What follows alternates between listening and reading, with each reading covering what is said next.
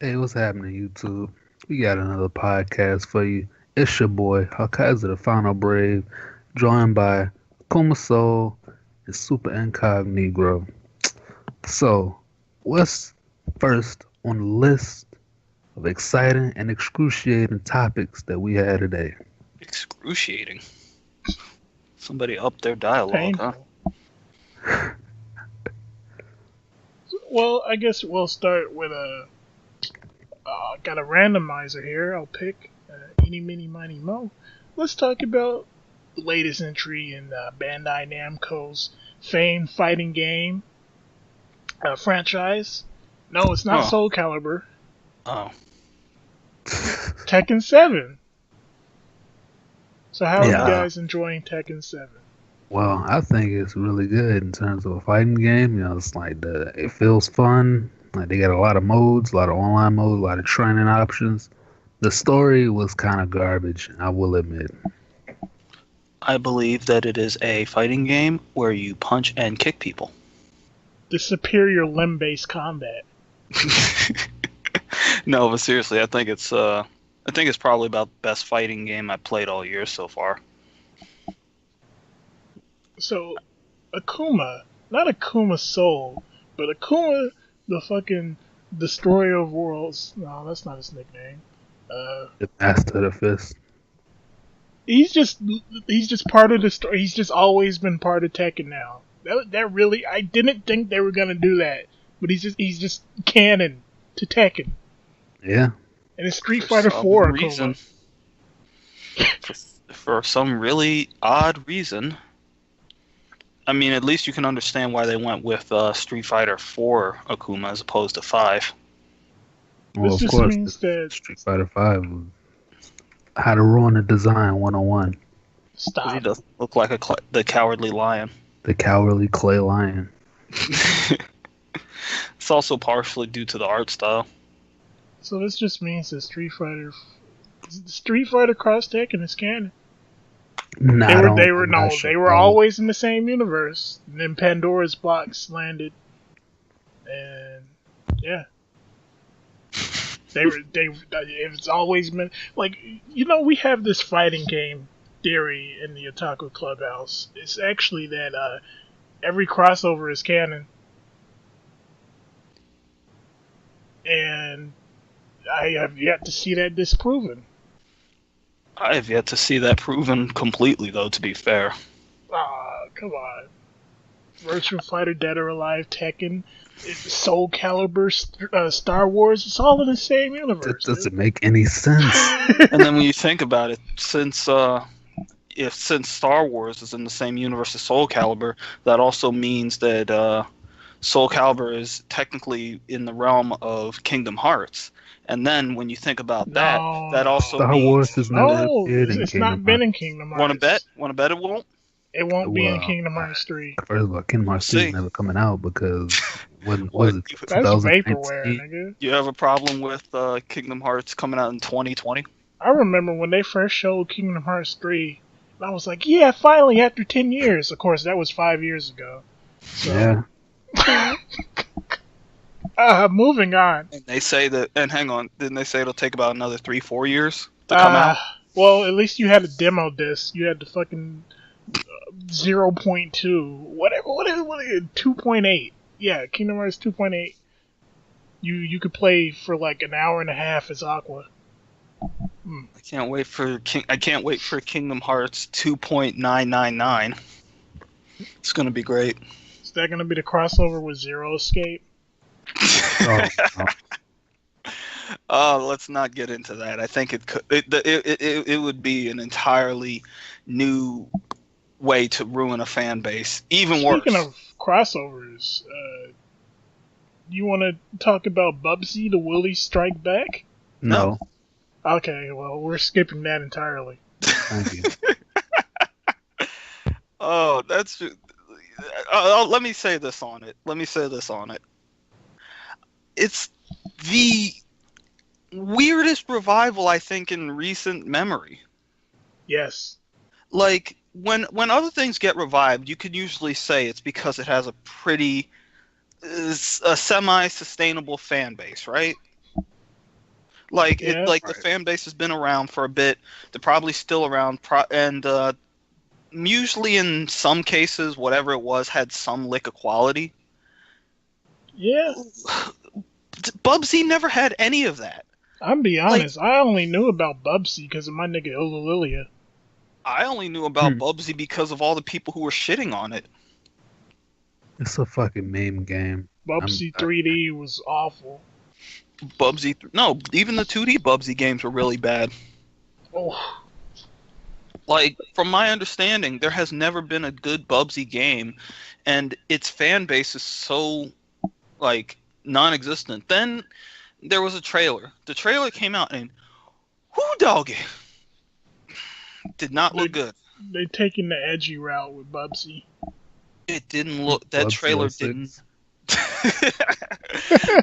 Bubsy has a gun. No, it's just it didn't look good. The game, like, I'm not one to be all the graphics and the frame rates and the blah, but it didn't look good at all. It looked actually terrible. So could it be the Bubsy cameo in Sonic Forces' trailer was just a cameo, or was a teaser to this? No, what you don't realize is it was actually the universe trying to warn us. The developers didn't intend that at all. No, they were just guided by the hands of fate. The universe was trying to warn us. It was like, fucking pack up your children. Bubsy's in town. The end is near. What else got announced? Pokemon Ultra Sun and Ultra Moon, aka give us your fucking money. And guess where that goes? That goes right in the trash below Bubsy. This is worse than Black and White 2. Artists would have loved that. No, this is jewery. This is the worst. This is the fucking worst. Black and White 2. Okay, you can argue. Hang on. Would you mind if I took over for just a sec? Yeah. So there was a direct earlier this week. It was only an 8-minute direct. In that 8-minute direct, I'd say that direct was fucking bad. Like, two of the 3 announcements were fucking garbage fire. Like the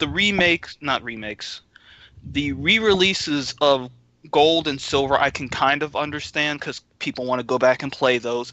I have no affinity to go back and play those. I played them once when I was younger, and it's like good games, but I don't. Why would I ever go back and play an old Pokemon game?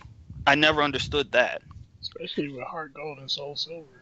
Exactly, with Heart Gold and Soul Silver. Why not just port that? But whatever. Anyway, there's that. Then, of course, there was fucking Ultra Sun and Ultra Moon. God, they are adopting fucking Capcom's business ideals to a fucking point. Yeah. And sell an ending to a game after the game is released. Sell an upgraded version of a previously popular release game and call it Ultra. Nintendo likes to take they like to take the worst of every other company's business practices and throw it into one shitty smoothie. And it's not even Pokemon Stars, like. No, there is a weird rumor going around that Stars is likely to be announced sometime at E3 this year. So they'll sell us the same game 5 times. Is what you're saying. I'd actually buy Stars I'd actually buy Stars if the rumors are to be believed about all the stuff that they say are going to happen with it. But I don't know. All I know is that Ultra Sun, Ultra Moon, fucking into the trash. Fucking light that shit. It would be one thing if Ultra Sun and Ultra Moon. No, I won't. It would be one thing if Ultra Sun and Ultra Moon were ports for the Switch, but they're not. Well, no. Even if they were ports, it's still like no. I still don't agree with it because Stars is one thing because it's like it's the 3rd version. They're always going to do that shit. But this isn't even an upgrade. This isn't even an upgrade. What does it include? It's like it's an alternate telling, or like a year after from the story. So now, instead of having the trials, which were actually pretty fun, they've put them back to old fashioned gyms, and they changed story events and stuff. And I'm not exactly 100% sure if it's a continuation, but I think it is. I think it's a continuation. It will be just like So Black and White too. so I'm just gonna have to fucking, I don't know, listen to the story or something online, because I can say one thing about Sun and Moon, that they actually feel like they tried to make a real story in that, and I appreciate that. But I do want to bring up something that did make me happy with that direct, as if anybody didn't already know. They announced Pokken DX. That that makes me happy. I'm actually looking forward to that a lot. They've got all the characters from the arcade, and they've also added Decidueye, which is great. So Decidueye is the ghost type, right? Ghost grass. Yeah, the ghost grass from the latest generation. I would have honestly thought that they'd add Incineroar, but you know, what can you? Who needs a wrestling Pokemon when we have Pikachu Lucha, Pikachu Libre? Fuck off. Let's move on.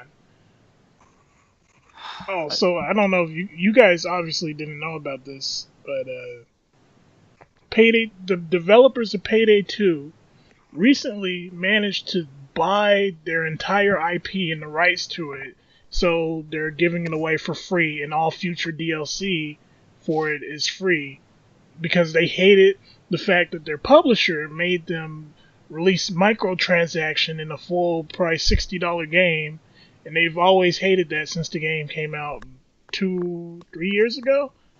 So they're just giving it away. They're giving out 3 million copies for free on Steam. So Yeah, that's pretty awesome.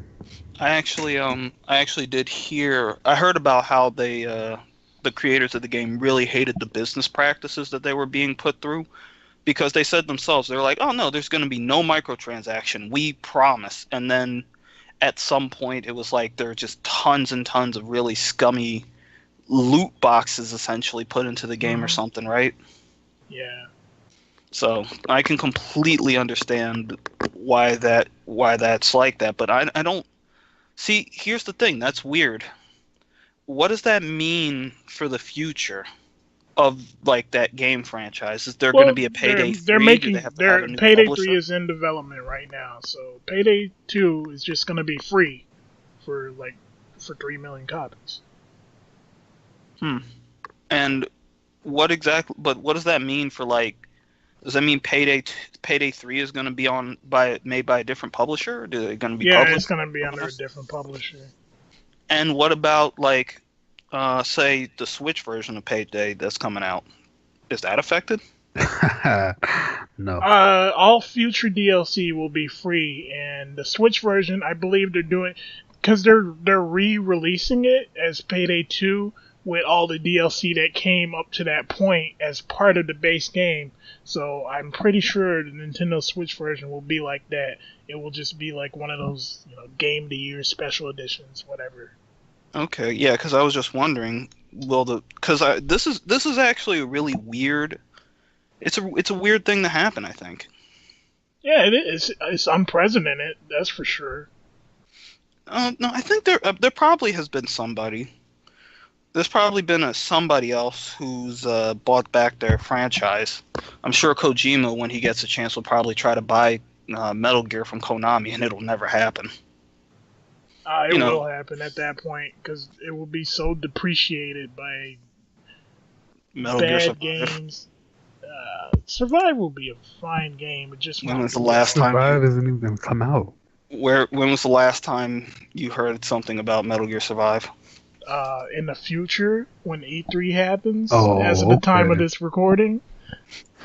Man, if Metal Gear Survive is at E3 for one day, I will make my Twitter page a Metal Gear Survive tribute page. Let's talk about E3. As of the time of this recording, the EA conference is going on. I think it's just ended, and everything else is gonna happen. So we'll have like an E3. We'll talk about E3 on the next podcast. But as for right now, all we can say is, Yeah, it's EA, so the only game I really care about from them is like Rainbow Six Siege. Titanfall 2. Titanfall 2 sucks. I honestly can't think of anything from EA like at all. I really can't even think of anything that is like gonna even slightly interest me. And I know it's mostly because EA, much like Microsoft, is the kind of company that doesn't make games for people like me. Although when it comes to like E3 this year, honestly, I'm kind of prepared for it to be pretty disappointing. If your hopes are low, then you can have your expectations blown out of the water. Then again, I'm usually prepared for. Then again, E3 like for the past couple of years has been pretty. Because the main thing is everything that you got hyped for. Ooh, I can't wait! Oh my God, Shenmue 3 pushed back. Oh my God, Kingdom Hearts 3. Oh my God, Kingdom Hearts 3 pushed back. Oh my gosh, Final Fantasy 15. Everybody's fucking either in or out when it comes to that game. It's like everything that's been announced has either been pushed back nearly indefinitely, or nobody really just cares. So it's like the last couple of E3s have left me feeling kind of bleh. Well, I guess we should move on to the next. Well, at least I can wait for Ubisoft's. Shut up. No, Ubisoft's is always good. Because Aisha Tyler isn't going to be presenting. Good. Why live? Aisha Tyler is lame, dude. Aisha Tyler is a fucking meme magnet. Girlwood XDDDD. First of all, everything that comes out of her mouth sounds completely disingenuous. It all sounds super scripted, like even more so than like when you just have these shills up on stage. More than like, Aisha that one Tyler that get a fucking paycheck. Well, clearly. Clearly she is. I mean, one of the best things about Aisha Tyler though is when she's standing next to some short dudes who work for the game industry. What they should because do she's like what, a solid 6'1"? Yeah, she's tall. Well, she's 6'1" and she wears those fucking gross ass yellow heels. It's always great because you see her standing next to one of the guys and they're only like 5'8". What they should do, Ubisoft, is hire her again. All right, get this, but have her only be like a digital host, and have Lana from Archer be on the screen. That would make it a lot more interesting. But then again, it would be with the idea that people actually really want to watch Ubisoft's. I'm sorry, but with the exception of Aisha Tyler being fucking hilarious to fucking do shit on screen with, it's like there's no real reason to watch it, right? To watch Ubisoft. Ubisoft, like, the problem with Ubisoft is they have some really good, really interesting IPs, right? They just milk them to death. Like Assassin's Creed. Or like this upcoming Mario Cross Rabbids RPG. I thought we weren't going to talk about that. Throw that shit in the fucking trash! Burn it! I guess now we gotta... Speaking of crossovers, fucking Mario versus the Rabbids? The Rabbids in the Peach Kingdom? What's going on? So... awful! Take your bets now, people. Ugh. I don't know what to tell you. Is Rayman going to be in this game or not? No. No, because that would have been actually good. Rayman versus Mario would have been good. But no, we got meme rabbits. Nintendo. Implying that was a Nintendo choice. No, it's developed by Ubisoft. It's developed by Ubisoft. Who gave out the rights? They had to agree to it. they were like, oh, let's, because apparently Ubisoft and Nintendo have always been really friendly, quote unquote, but it's the fucking Ubisoft people because they put rabbits in everything. The rabbits have a cartoon. Ask how many of the people who play that Raven Rabbit shit who Rayman is. I guarantee you they won't know. Damn. You know what I really wanted all of a sudden? I want fucking. Because I remember the rabbits are in Sonic and Sega All-Star Racing. I really want a Sonic. They are? Yes. I really want a Sonic and Sega All-Star Racing crossover with with Mario Kart. But that's neither here nor there. I would rather them make another Sonic racing game like Sonic R. No, Sonic no, you don't want that. Your nostalgia is blinding you. Just because the soundtrack was godlike. No, the soundtrack was good. The game was garbage. Oh, Riders? The ones where it's remember the last Sonic Riders? The Kinect one? The first and second one were good. Yeah, the first and second one were good. The Kinect one was the fucking... Well, it's the Kinect, and nobody likes that song. We can't even play it as black people. Well, you can't play it. Damn. You're feeding into it. Uh-oh. Speaking of black people. What? Wonder Woman just came out. What does that have to do with anything?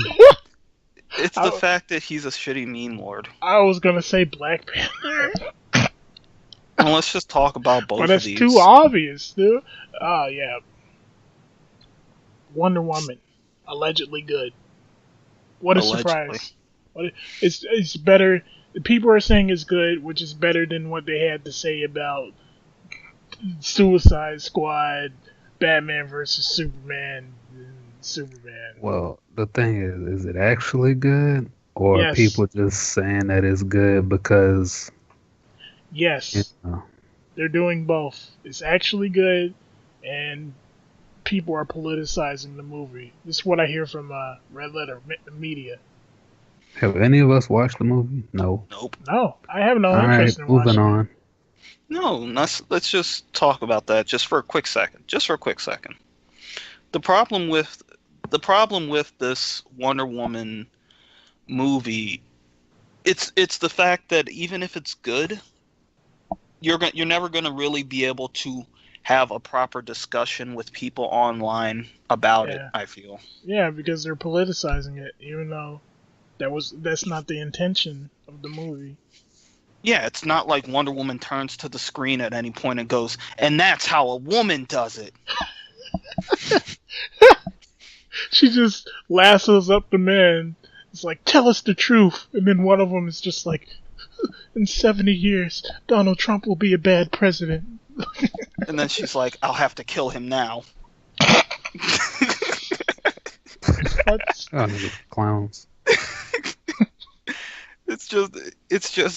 It's such a bad, like, it's not a bad thing to have a strong female superhero. It's a bad thing when it's coming out at this time where people seem to believe that it's so bad to have a woman in the role of the etc. and the blood.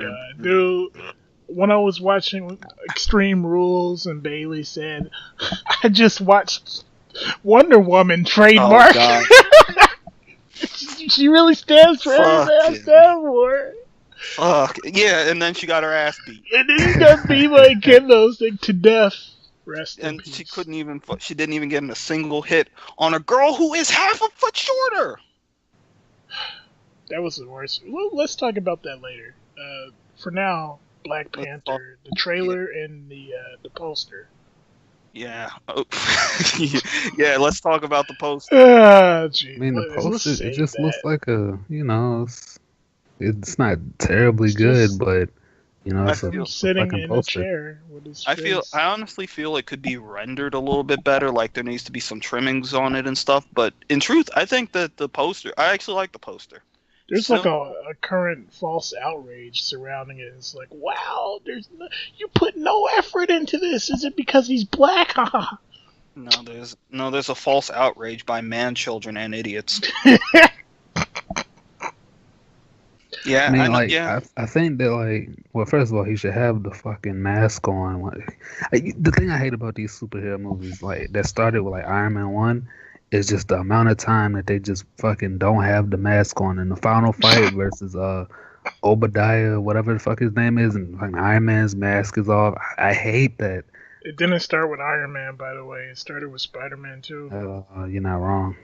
well, to be fair, at least in like with the Marvel ones, they're pretty consistent in keeping the mask on to some degree. It's better than fucking X-Men, It's where they're just just how walking around much with their you bull pay face these. out. Oh yeah, and fucking Hugh Jackman refused to put on the mask because he wanted his fucking face. But at least with Civil War, they kept their masks on pretty often. Mhm. But let's get back onto the topic of the Black Panther trailer. I think the trailer will look fucking really good. Like I'm really looking forward to it. I like Chadwick Boseman, and Michael B. Jordan's in it, which is excellent. He plays fuck, I forget his name. Something Kilgrave. Yeah, Kilgrave. No, Kilgore. No, Kilgore. Kilgore. Oh, the Killer Instinct people are fucking His rearing name their is ugly ass. Fulgore, not Kilgore. The same difference. But I do think that I think it looks really good. I think it looks like the movie's going to be great. I'm a little hesitant about like. No, actually, I can't say I'm too hesitant about it because it showed that they were really going to do the whole Wakanda thing. They were going to do it justice and actually have it be like up here as a poor African village to like normal people, like really poor stereotypical African village. And then once you get into it, oh my gosh, it's actually this huge, super advanced city. You are a good man. Yeah. I just hope that they got some good action scenes and all of that. It is hard for a good man to be a king. I'm pretty sure they will. They did a good job of using Black Panther in Civil War. They made him awesome. So I'm looking forward to it. Well, while we're on the topic of Black Panther, did we talk about the recent leaked Marvel's Capcom Infinite list? I think we should hold our tongues on this because it may or may not be true. I'm pulling a geekdom. No, don't do it, and then make a fucking video, and then make another video about rumors. We're gonna pull a geekdom today. We getting exposed if that comes out on Monday and it's proved wrong. So the leak list, it looks like complete garbage. It's a rumored list. It's the only like new characters are like Jeddah from Darkstalkers, Mega Man X, Ultron, Sigma, who was DLC. Venom. Venom is from Marvel too. Yeah, he's well, yeah, I know. I'm saying. But he's also DLC. And then our boy Black Panther, who's also Rocket Raccoon plus Groot, which makes him a new character. Oh, and Star-Lord. They confirmed Star-Lord? No, Star-Lord was on the list, or at least the one that was posted on Reddit. And like just a lot of nonsensical picks, like Firebrain and Arthur. Spencer again. Spencer's like the one I feel is probably the weirdest because number one, that version of what's it called? That version of Bionic Commando did not do good. Nobody really was like, "Oh, this is great."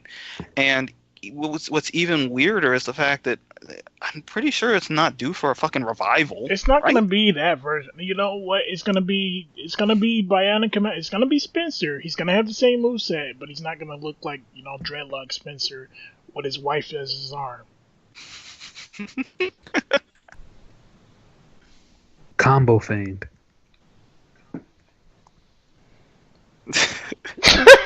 Yes, Combo Fiend. He is a person, a human being. He popularized Spencer. I don't understand why. Spencer's just one of those choices where it's just like, come on. Nobody really asked. No, Bionic Commando. Like I'm telling you guys, it's gonna be Bionic Commando Spencer. It's not gonna be reboot Spencer. I'm calling it right now, and we'll find out at E3.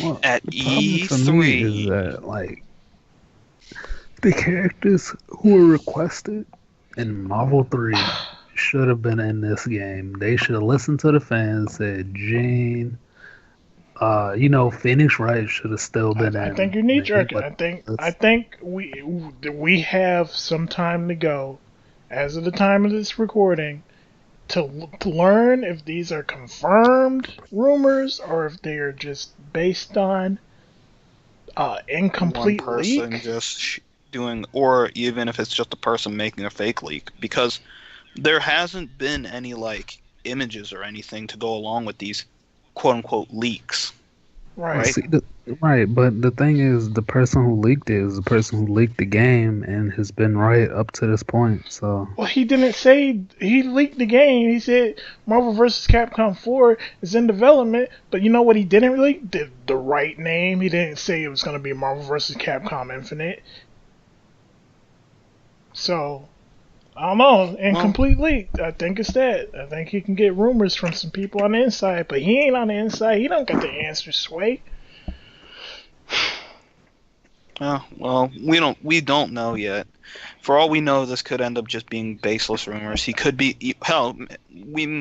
Well, no, I don't know. I was gonna say maybe the guy is even one of those people who doesn't really know these characters and is just saying like, "Oh, I've seen something similar to this." Like, hell, what if he got like Dante wrong and it was actually Nero?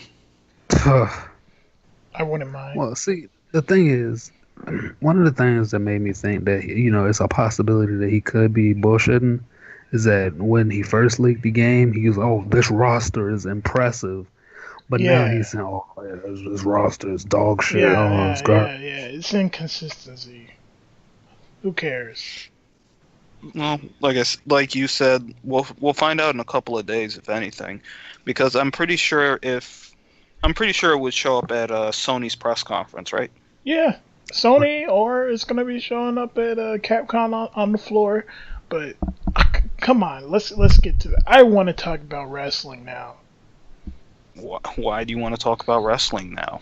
because the past 2 weeks, actually, really, the past 3 weeks of WWE have been some of the most kino and the worst shit I've ever seen in my life. It is gone from WWE has bounced from a fucking 1 in the past couple of weeks to a fucking 4, then to a 5, then back to a 1, and back down to another, then back down to a 0.5. Did we ever talk about Backlash on a podcast? We didn't talk about Backlash or Extreme Rules. So, Backlash. Let's start with that. 4 weeks ago? Or 3 weeks ago? Maybe? I can't keep track of the fucking times. There's like a pay-per-view every other week. There's probably one this week, and I'm not remembering. There's 2 pay-per-views a month. God. This month's gonna be Great Balls of Fire.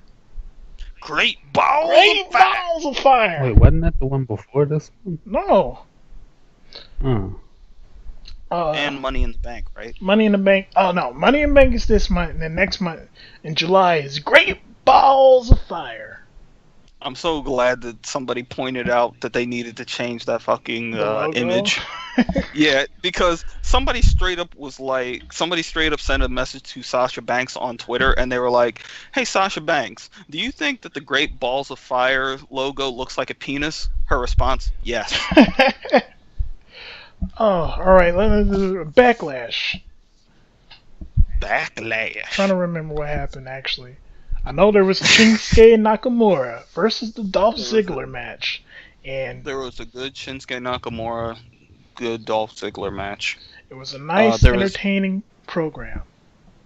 There was an alright, hang on, I'm trying to think. Yeah, because it's been so long ago. No, wait. Did we already mention Backlash? We might have. We might have, because that's where Jinder won the championship, right? Well, yeah, I guess, yeah. So yeah, I guess then we did. Let's just talk about what happened after that, then, because we didn't mention that. The Jinder Mahal celebration, the Punjabi celebration. Oh, that shit was hype, yo. Yeah, that shit really on some real though. Yeah. Now that's how you fucking welcome a champion. And then his entrance last week. Oh my god, this man is. I'm on the hype train, but I'm not on the bandwagon. I knew this would be good. I had no. You have to admit the guy is definitely starting to really project that he is a real WWE superstar. He's not just fucking floating around anymore.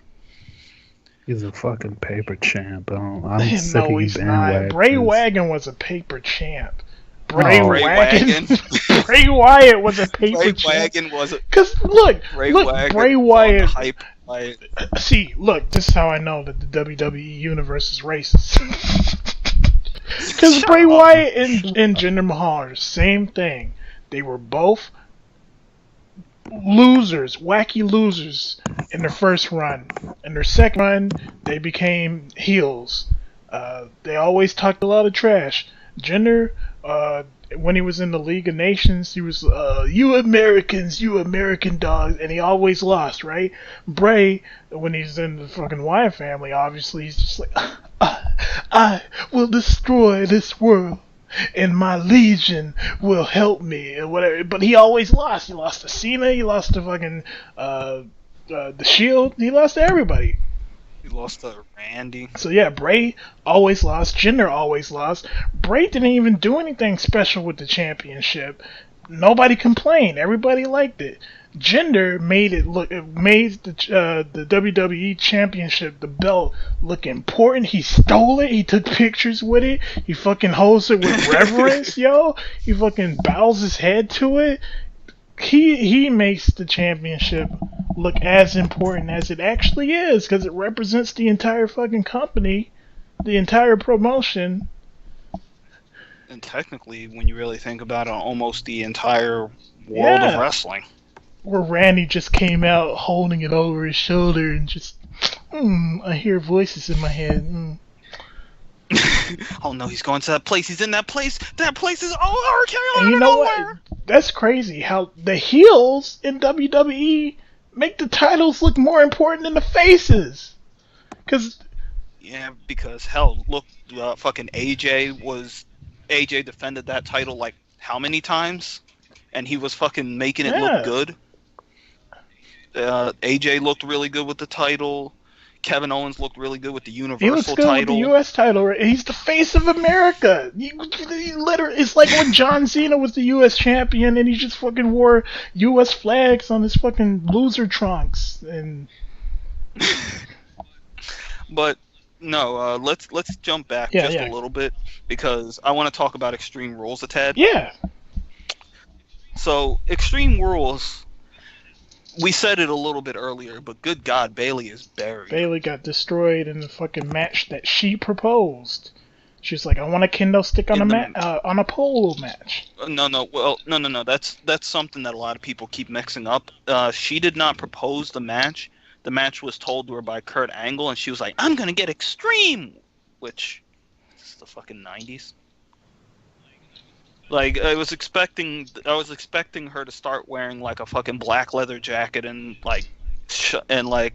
sunglasses and maybe like black leather fingerless gloves. I mean, if Bayley would have just randomly heel turned, nobody would have hated it. Well, I disagree. How would you have Bayley be a fucking heel? Bayley did she not have heel? Did she not have? No, she's never been a heel. Not never. In NXT, at least she was like believable. In the main roster, she's like a fucking. They make her like a little girl, immature, loser. Can't hit somebody with a weapon for some reason. And almost like. She almost seems challenged in a way. Mentally to be honest. challenged, because they just flew. Yeah. She's like, Bayley sat in the class with her dad. Let's not bring up that fucking that fucking segment lowered Alexa Bliss's fucking. You see what they're stock doing? as, Like they're trying to bury Alexa Bliss's mic talent and bury fucking Bailey's being over with the crowd. Well, here's something I'm gonna say, and then we'll move on to the next part of this discussion. I have a feeling that I know exactly what they're doing. Alexa Bliss is going to lose her title to Nia Jax, and then Nia Jax is gonna run on a rampage, defeating everybody, defeating all the women. Oh, who's my next opponent? Oh, nobody can defeat me. And this will be a couple of nights after Ember has defeated Asuka for the championship, and Asuka will appear on main roster, fucking take her down in like an instant, and then it'll be Asuka's women's champion for fucking a year or something, because she's currently the longest reigning WWE champion. I'm pretty sure that Asuka is has the strongest booking that's ever been written for a wrestler ever. She's been undefeated. No, WWE. I mean she's been maybe in. No, in WWE, because there is legitimately wrestlers who have held titles for like 4 or 5 years. But they haven't been undefeated. They haven't been undefeated. That's way She's too literally much. undefeated since the day she stepped foot in the company. Well, yeah. Which is what I mean by the book. She has the longest. They make her like a monster, an invincible monster. But if anybody, to be honest, if anybody takes the title from her, the only person that can really do it. There are only 2 people who can legitimately take the title from Asuka. Well, no, I mean the NXT title. That would be either Ember Moon, or when she shows up, Kairi Hojo. Yeah. Anybody else? Assuming that Kairi Hojo gets to keep her finisher. Yeah. Well, let's they're hope. burying Bailey so she can use the elbow drop, obviously. God damn it. You might be onto something. Would we let Bailey get buried? No, that sucks. You can't just bury because in WWE got a lot of garbage women wrestlers. A lot of garbage women wrestlers. Well, speaking of women wrestlers, let me bring up this as a side note. Lana showed up on SmackDown. She showed up. And doggy, that girl, goddamn, Rusev, you are one lucky motherfucker. Looks like they weren't just trolling us like they did with Emelina. Yeah. Well, the thing is, my understanding, Lana's whole thing is that she's actually going to be the new Eva Marie. And unlike Eva Marie, it's actually intentional that she's supposed to be really shit Eva wrestler. Marie, is she still on the main roster? No, she's people have been checking her Twitter. She removed everything referencing WWE. People think even though she got that Divas money, total Divas money. Yeah, but jumping back to Extreme Rules, Rich Swann and Sasha Banks beat Noam Dar and Alicia Fox. Of course, that was the expected outcome. Shamaro, being Sheamus and Cesaro, beat the Hardy Boys. That was also the expected outcome, and I'm pretty sure they're gonna go broken now. Yeah. Neville defeated Austin Aries for the second time. People keep thinking it's the third time, but no. Technically, Austin Aries won their second encounter. No, Austin Aries did win their second encounter because Neville got himself disqualified. That was at Payback, right? So, yes. And the match was really good. Really good submission match, but Austin Aries is about to take time off because he's got to recuperate from injuries. And then there was the Fatal 5-Way between Bray Wyatt, Finn Balor, Seth Rollins, Roman Reigns, and Samoa Joe. I think that was the match of the year so far. But my Okada and Kenny Omega. Come on. I think that was the match of the year. I have to go back and look at. I have to go back and look things over again for like a match of the year. If I were to say one, because honestly, I feel that I really feel people should start watching 205 Live more, because those Akira matches. Tozawa versus Brian Kendrick 2 weeks ago. Yeah, that was. Oh yeah, it was good. It was so good that that one kid in the front row had to check his Twitter at the time to see how everybody else was doing. The crowd is retarded, but the Tony, matches are like fucking phenomenal. Yeah, they're really good, especially with the fact that they don't just sit around and do they don't just sit around and do flippy shit. And the ones who actually do flippy shit, like Cedric Alexander and I Rich don't Swann, are great at understand it. how Raw's crowds can watch dark matches and still be excited after 3 hours of Raw, but SmackDown's crowds can't give a shit about 205 Live, which would be the 3rd hour of Raw. See, the smart thing would be for them to actually move 205 Live before SmackDown. That way, it's like the crowd gets in there and everybody's You're like right. excited. And then after 205 Live ends and people got to see them, then you get to follow it up with people like AJ and Nakamura, who will keep the crowd around no matter what. It's like people aren't going to leave. People are going to leave after AJ and Nakamura are gone, but people will stick around if they know that they're coming. Speaking of which, Cedric Alexander came back 3 weeks ago on 205 Live, and there was like no reaction. It's like, this nigga came back from an injury like 3 weeks ahead of time, and nobody cares. Well, at least the last episode of 205 Live I watched, Cedric actually went up against Noam Dar, and people reacted pretty well to it because it was a good match. No surprise, because they're both really good. And they're finally done with the feud, so Alicia Fox is no longer the Intercontinental Championship of the Cruiserweights. Now that's Sasha Banks. Well, even though she's married, right? Well, yeah, she's married to somebody on the staff. She's married to a former wrestler named Mikase.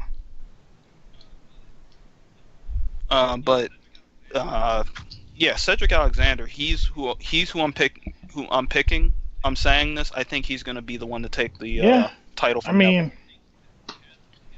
I think he has the skill. He definitely is one of the better. He's actually like one of the best. Austin Aries couldn't do it, and whether that be because they didn't want him to, or because he couldn't because of his injuries, and he's just like, yeah, no, I won't be able to defend this thing all the time. T.J. Perkins won't do it because they don't like doing heel versus heel for some reason in WWE. So it has to be Cedric Alexander. He's a face. It won't be Rich Swann because Rich Swann had it taken from him in the first place by Neville, and they put up this whole storyline about how nobody is on the Neville level. So it has to be Cedric Alexander because he's the only one who hasn't faced him directly yet. Right. And he's just, all in all, he's just really good. But real quick, we got off topic from Extreme Rules. The winner of the match was Samoa Joe, meaning he's the #1 contender and will face Brock Lesnar for the Universal title at Great Balls of Fire. And if you want to see probably one of the most like if you want to see how good of a mic talent and good of a character Samoa Joe is, just go and watch the Raw afterwards, where he's so good on the mic that he doesn't need the mic. Exactly. He put down the mic, got up in the Paul Heyman's face, and told him, I'm about to choke you out. I'm gonna choke you out right here in this ring, then you are gonna go back there and you're gonna tell Brock Lesnar exactly what that feels like. The guy actually sounds and looks mistakes and the miracles. I mean, we could have got a scary Braun Strowman versus Brock Lesnar, and to be honest, we probably will still get that further down the line, but instead we somehow get Samoa Joe already challenging Brock Lesnar for the Universal Championship. He's gonna lose. And it's probably gonna be great. There's no way he's gonna win. Oh, he's gonna get fucking killed. He's gonna get fucking killed. But it's gonna be... You know what he's gonna do? He's gonna do a muscle buster on Brock Lesnar, and it's gonna be super effective because of all of his muscles. You might be on to something. Doing the muscle buster on a fucking gorilla, shaved silverback. All right, I think. Is there anything else we hit got? all the talking points for this podcast. So, as always, we encourage you to leave comments, questions, and concerns in the comments section. Hit us up on Twitter. Any closing words? You know where we'll be. Fuck off. Not yet. Hold off for a minute. Don't just say it like that. I have something to say. Is it a call out? Oh my gosh, shut up. No, it's not a call out. Why'd I waste my time calling out people who don't know what good posters are? That's too big for us. Nah, you put that gun down. Alright, people. See you next time on the Otaku Clubhouse cast. And Kaiser. No, I already said it. Good podcast. Look around you, look beyond. You could make an unbreakable bond. The world around you's not what it seems. It's all revealed beyond your wildest dreams.